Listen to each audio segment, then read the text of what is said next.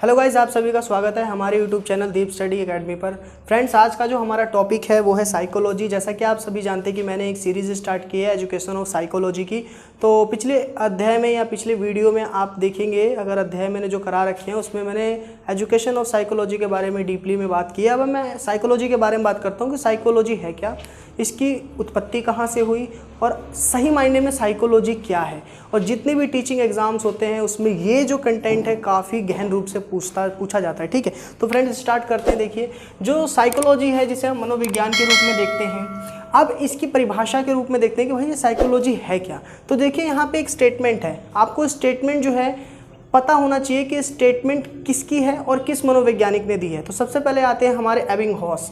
कौन आते हैं हमारे एबिंगहॉस। इन्होंने एक स्टेटमेंट दी है कि मनोविज्ञान का जो भूतकाल है वो अत्यंत लंबा है, लेकिन इसका जो इतिहास है वो काफ़ी छोटा है। इसका मतलब क्या हुआ कि जो मनोविज्ञान का जो भूतकाल है, जो पास्ट का जो टाइम है वो काफ़ी ज़्यादा लंबा है, लॉन्ग है, बट अगर मैं इसकी हिस्ट्री की बात करूँ तो इसकी हिस्ट्री काफ़ी छोटी है। तो ये हमारे जो स्टेटमेंट है ये एबिंगहॉस ने दी थी। एबिंगहॉस का नाम याद रखना है आपको। इन्होंने मेमोरी के फॉरगेटिंग जो था, इन्होंने एक सिद्धांत भी दिया था, थ्योरी भी दिया था कि हम किसी भी कंटेंट को याद करते हैं तो कितने कितने मिनट में चीज़ें हमें याद रहती है, उसको मैं थ्योरी में कराऊंगा। ठीक है, अब देखते हैं हम इसके इतिहास के बारे में कि इसका इतिहास और इसका परिचय क्या है। तो देखिए, जो साइकोलॉजी है, जो मनोविज्ञान है, इसकी उत्पत्ति जो है वो साइकी प्लस लोगोस, दो शब्द याद रखने हैं आपको, साइकी प्लस में लोगोस, इससे हुई है। साइकी प्लस में लोगोस, जहाँ साइकी का मतलब होता है आत्मा और लोगोस का मतलब होता है विज्ञान। तो ये चीज़ याद रखना है कि जो साइकोलॉजी है इसकी उत्पत्ति जो है वो दो शब्दों से हुई है, साइकी प्लस में लोगोस। साइकी का मतलब आत्मा,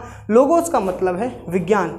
ठीक है, अब देखते हैं, यह ग्रीक भाषा का शब्द है। कौन सी भाषा का शब्द है? ये ग्रीक भाषा का शब्द है, जिसका शाब्दिक अर्थ क्या है? आत्मा का विज्ञान। बहुत इंपॉर्टेंट है। सबसे पहले जब साइकोलॉजी आई थी तो दर्शन शास्त्र से जुड़ा हुआ माना जाता था और ये बताया जाता था कि ये आत्मा का विज्ञान है, साइंस ऑफ साउल है। लेकिन धीरे धीरे ये मन के विज्ञान में हो गया, चेतना के विज्ञान में, फिर एंडिंग में व्यवहारवादियों के विज्ञान में, प्रेजेंट टाइम में भी व्यवहारवाद की देखेंगे तो वो साइकोलॉजी कहलाती है। तो ये देखेंगे हम आत्मा का विज्ञान। अभी मैं आपको बताऊंगा कैसे कैसे वो आत्मा के विज्ञान में चेंज हुआ, फिर मन में हुआ, फिर आपका चेतना का विज्ञान आया, देन व्यवहारवादियों का विज्ञान आया। तो हम अभी इसके ऊपर बॉटम को जान रहे हैं कि आखिर में साइकोलॉजी है कहाँ, इसका ओरिजिन कहाँ से हुआ।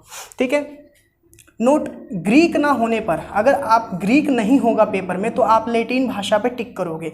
ये नोट में मैंने आपको लिख रखा है। कई बार क्या होता है, एग्जामिनर है ना, ग्रीक की जगह लैटिन दे देता है, तो आप सोचते हो ग्रीक हमें पढ़ाया गया था बट लैटिन पढ़ाया नहीं गया, तो हमारे या ना हमारे, तो कंफ्यूज नहीं होना है। अगर ग्रीक है तो ग्रीक पे टिक कीजिए, अगर ग्रीक नहीं है, लैटिन है, तो लैटिन पे टिक कीजिए, आपका आंसर करेक्ट हो जाएगा।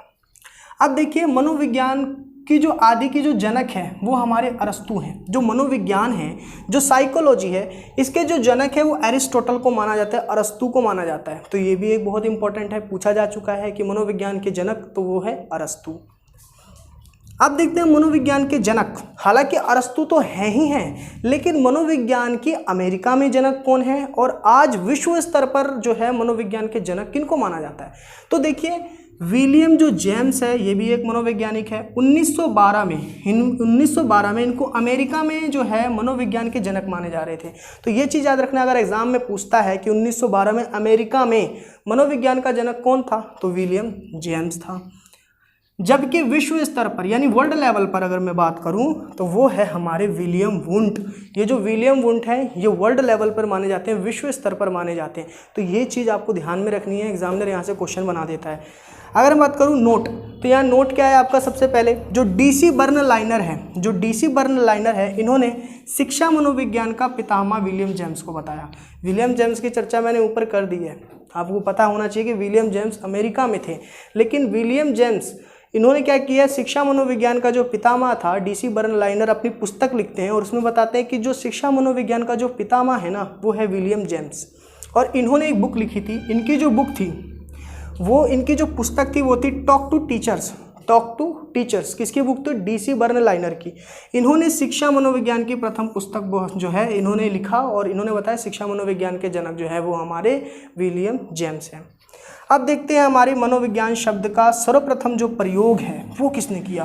काफ़ी मोस्ट इंपॉर्टेंट है, वीवीआई लगा लीजिए, वेरी वेरी इंपॉर्टेंट है कि मनोविज्ञान शब्द का सर्वप्रथम जो प्रयोग है वो किसने किया। रुडोल्फ गोल्काई ने। कब किया? 1590 में। और इन्होंने अपनी पुस्तक लिखी थी साइकोलॉजिया, बहुत इंपॉर्टेंट है, कई बार देखा है एग्जाम में। तो जो साइकोलॉजिया पुस्तक है, वो जो पुस्तक है याद रखना है वो रुडोल्फ गोल्काई की है। 1590 में इन्होंने ही जो है साइकोलॉजी शब्द का सबसे पहले इस पुस्तक में प्रयोग किया था।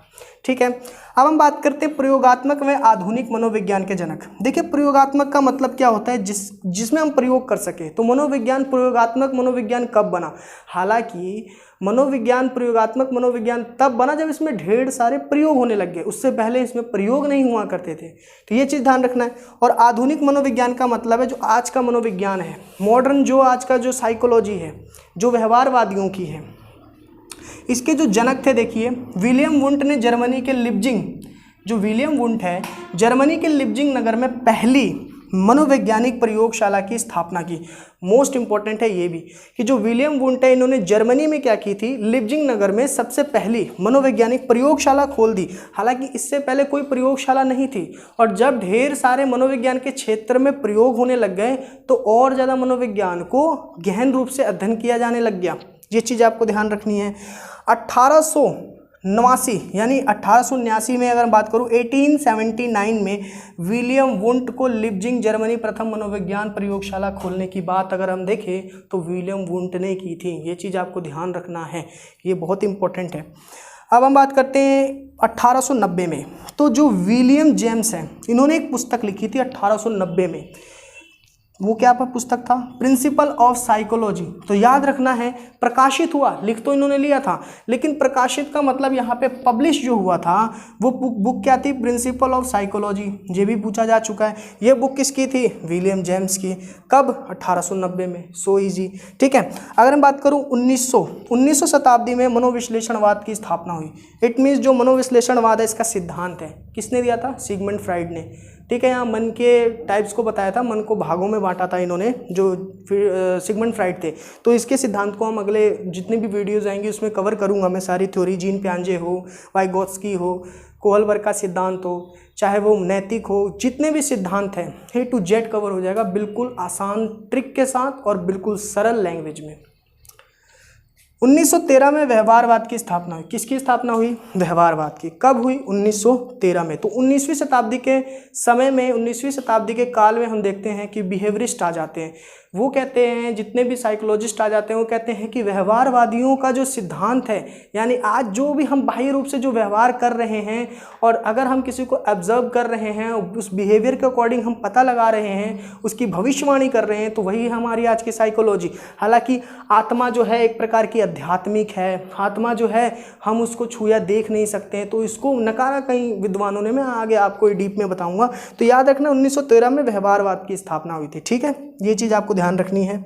अब देखिए 1904, ये डेट मैंने अभी ज़्यादा डेट नहीं लिखी है, कम ही लिखा, जो जो इम्पोर्टेंट है वो डेट लिखवाऊंगा। 1904 में इवान पी पावलोव को नोबेल पुरस्कार मिला था। याद रखना, ऐसा पूछ लिया जाता है कि इवान पी पावलोव को नोबेल पुरस्कार कब मिला? 1904 में। ये भी पूछ लिया जाएगा कि ऐसे पहले मनोवैज्ञानिक बताइए जिनको नोबेल पुरस्कार मिला, वो थे हमारे इवान पी पावलोव। ये भी पूछ लिया जाता है कि किसके ऊपर मिला, ऐसा क्या काम कर दिया इन्होंने कि नोबेल पुरस्कार मिल गया। देखो, पाचन क्रिया पर इन्होंने शोध कर दिया। किस पे? पाचन क्रिया पर इन्होंने शोध किया, रिसर्च किए। ठीक है, डाइजेस्टिव सिस्टम पर जो भी हो, तो इन्होंने अपना जो सिद्धांत दिया था वो डॉग पे किया था बेसिकली। आपको याद हो तो मैं कराऊंगा, उसका सारी थ्योरी हो जाएगी। तो 1904 में इवान पी पावलोव को नोबेल पुरस्कार मिला। किस पे मिला? पाचन क्रिया के शोध पर। ये चीज़ आपको ध्यान में रखनी है। तो देखिए, मनोविज्ञान का मैंने स्टेटमेंट बताया पहले आपको, इसका इतिहास और परिचय बताया, इसकी उत्पत्ति कहाँ से हुई ये बताया, यह ग्रीक भाषा का शब्द है ये भी बता दिया, इसका शाब्दिक अर्थ क्या है, आत्मा का विज्ञान, ये भी हो गया। नोट, अगर ग्रीक ना हो तो लैटिन मारना है, अगर लैटिन ना हो तो ग्रीक मारना है। बहुत इजी। मनोविज्ञान के जो जनक है वो एरिस्टोटल है, ये भी ध्यान रखना है। फिर मनोविज्ञान के जनक में हमने बताया विलियम जेम्स है अमेरिका में, लेकिन वर्ल्ड लेवल पे बात करूँ तो विलियम वुंट थे। और विलियम वुंट क्यों थे? क्योंकि इन्होंने जर्मनी के लिप्जिंग नामक शहर में इन्होंने पहली मनोवैज्ञानिक प्रयोगशाला खोल दी, इसीलिए ये वर्ल्ड पर विलियम वुंट को ही माना जाता है। और DC बर्नलाइनर ने एक पुस्तक लिखी थी टॉक टू टीचर्स, इसमें शिक्षा मनोविज्ञान के पितामह विलियम जेम्स को बताया, बहुत इंपॉर्टेंट। और मनोविज्ञान शब्द का सर्वप्रथम प्रयोग रुडोल्फ गोल्कोय ने किया था। साइकोलॉजिया नामक एक पुस्तक लिखी थी और इसमें मनोविज्ञान शब्द का प्रयोग कर डाला, ठीक है। और प्रयोगात्मक और आधुनिक मनोविज्ञान के जनक बता ही दिया, विलियम वुंट, ठीक है, ये भी इजी था। और 1 2 3 4 5 डेट्स लिखी थी और इसमें मैंने आपको बता दिया डेट्स और आएंगी। तो ये डेट्स बहुत इजी हैं और यहाँ से कभी कभार एग्जामिनर क्वेश्चन पुटअप कर देता है, ठीक है। तो अगले वीडियो में हम इसकी उत्पत्ति और भी जानेंगे कि साइकोलॉजी और क्या है। फिर मैं आपको आत्मा, मन, चेतना और व्यवहार के सिद्धांत को ही बताऊँगा, ठीक है।